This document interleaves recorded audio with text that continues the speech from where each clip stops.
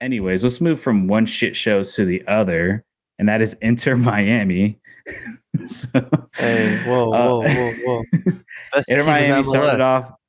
started off the season with two big wins over Montreal and Philadelphia, but then have conceded to lose four straight. Um, and our star player, the big that we all brought over, one of the biggest signings in MLS, Josef Martinez, has still yet to score. He's only had 3 shots on goal and no goals.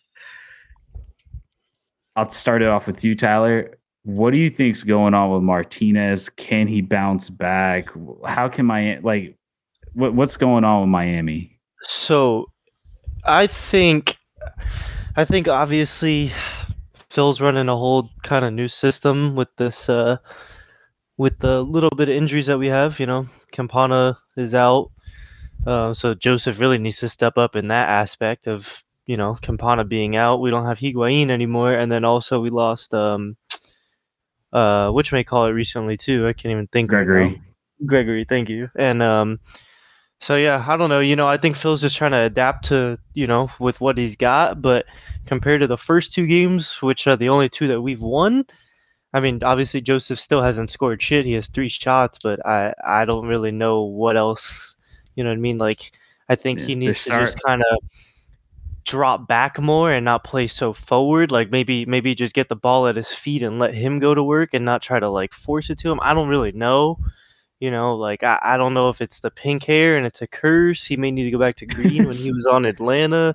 Like I'm not even trying to be funny, but really I don't know what's wrong. I mean, this man's been a prolific scorer in MLS countless times, and then he comes to Miami and now he's not doing anything. He's in like a Do you Higuain think? slump from last year. Yeah, but that's good that you bring up Higuain because I was just gonna ask. Do you think that it's a similar situation? I mean, we know how good Higuain was, and once the team kind of started playing, Like once we with click some in, sort in of the later, identity, and once they yeah. were clicking, then Higuain was able to get those chances and really show that he still got it. Do you think the same thing can be said for Martinez, where it's not exactly his fault and it's the team's fault? Because that's I what mean, I think at yeah, this no, point. for sure. I think the same thing. Like I said, I mean, Josef Martinez. If you're a fan of the MLS, in general, everyone knows who he is. I mean, Atlanta, the guy was putting up crazy numbers. He has some of the best goals in MLS history as far as like bikes and stuff like that. The dude can score.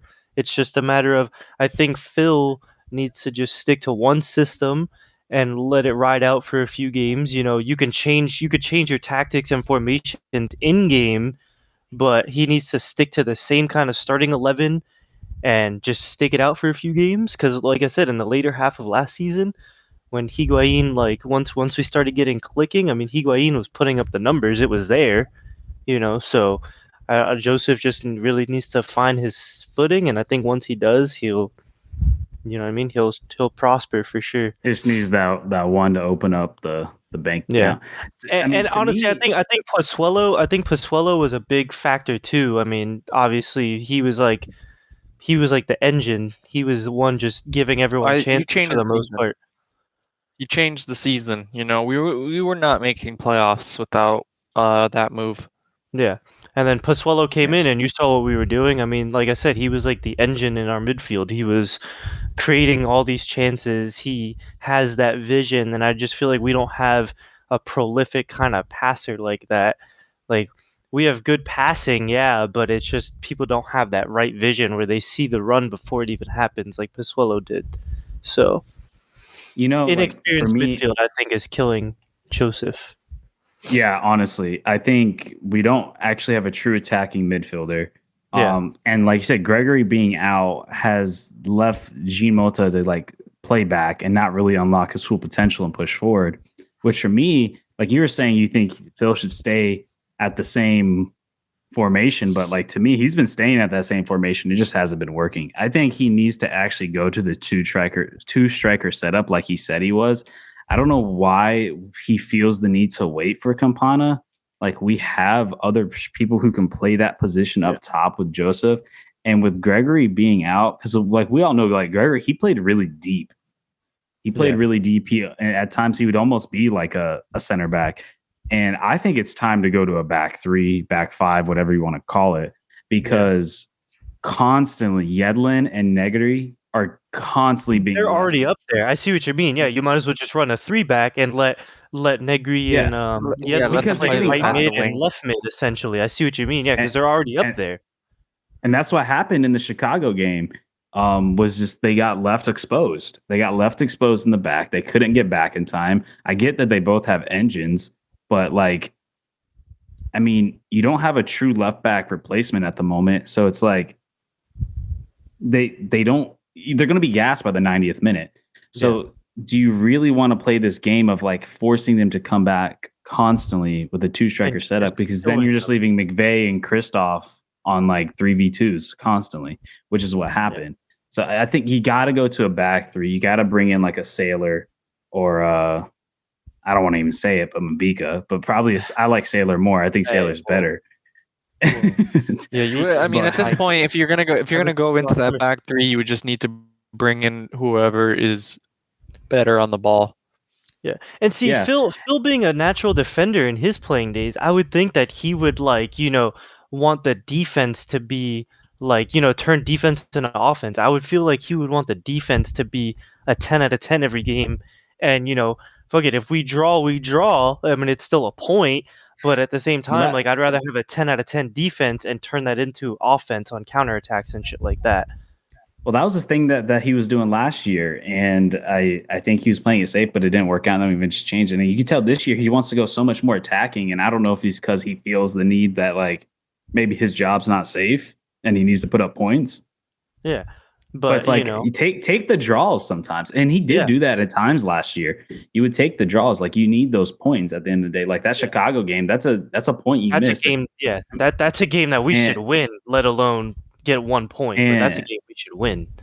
And I want to see Jean Mota, because to me, Jean Mota has had a really good season so far, even though the past few games he's been out of position. But like the games he was in position, he's looked really good. He's been dropping dimes. He's been making progressive passes, and I want to see him push forward more.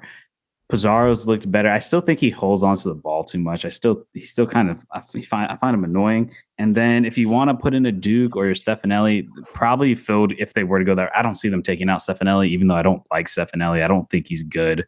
I really think he should get benched. He's shown absolutely nothing to me.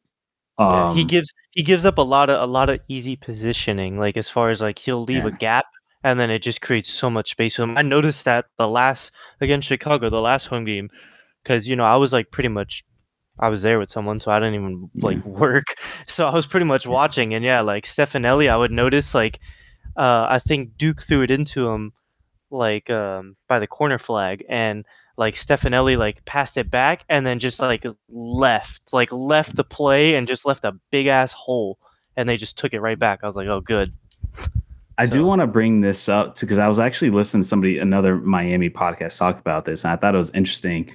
Is that, and I noticed it after rewatching like highlights and pieces of the game again, is that that Chicago game we had 62% possession, but like we did absolutely nothing with it. We weren't dangerous at all. It was just playing Spain ball. It was just like back and forth, back and forth. Yeah.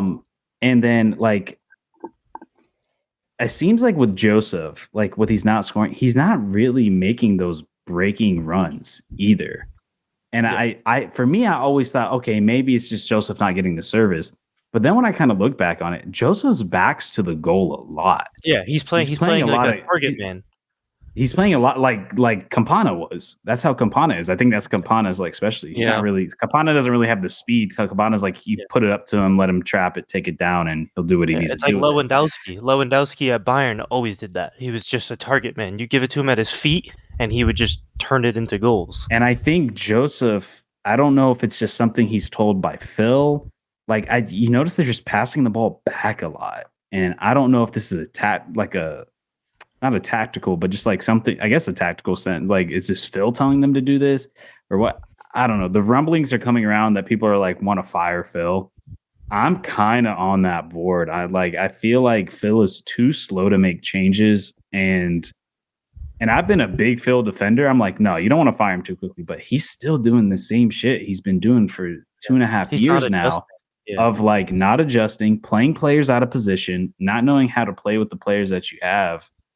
And it's kind of getting like he's just not playing MLS speedball either. You know what I mean? Like that's what I'm saying. Like if he made the defense a 10 out of 10 every game and then turn those into counterattacks, where it's like, you know what I mean? Like you have 3-on-2s and shit where Josef can just run in the open field.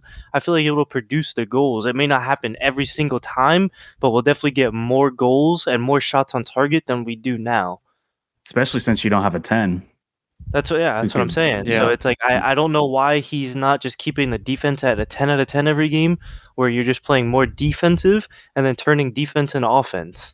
That's what I mean, dude, Negri's looked like the most dangerous attacking player, and he's a defender.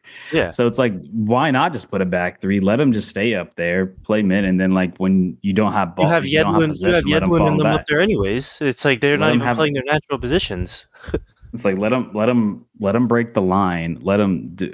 I don't know. Hope there is talks that potentially Campana will be back. Who knows? Then again, they always say that Campana might be back, but Inter Miami. Yeah, they were saying he should be back last week, and they didn't even have him in the squad. So then he should have been back the week before. I don't know. I don't know this like weird game Inter Miami plays with injuries where they won't like actually tell you. It's kind of stupid to me. It's like it's not any. I don't see the competitive advantage. Like I don't know. Like that's just me, but. I think too, just on the last thing of this subject, we're talking about like strikers for Inter Miami. You know what I mean? I like what you said, go into the 2-striker formation and then having Mota and Josef up there. And even whenever you take one or the other off, Mota wouldn't be up there. I mean, well, yeah, but I mean, you mean like him playing more forward? Yeah. Or I mean, you can even have him just play like Cam, and then you could do Josef being your like get forward striker, like where he does forward runs, and then you have our homegrown dude, the 6'6" Borgelin. Yeah, you have Borgelin play like a target man, where you just give it to him at his feet, or just give him like crosses and let him head it or some shit. I wonder why Phil won't pay LaCava. Like he put up so many goals in USL for the Tampa Bay Rowdies. Why not give him a shot? But if Campana's back, I don't think he should start. I think he should come in off the bench, or if he is going to start, let him only play a half. Don't re-risk injury. Yeah, but if not, put in Borgelin, put in somebody, put in Coco, maybe even throw Stefanelli up there. If you're going to put him in as like a 9, a secondary 9, like you said, second striker. And then just have your 3 midfielders as just all 8s, like just Mota, Duke, and Pizarro, or maybe a Robert Taylor in there, because I still like Robert Taylor, even though I don't think he's a regular starter. He's a perfect super sub to me. Like I think he brings a lot of class to it. But goal of the year already. Yeah, potentially.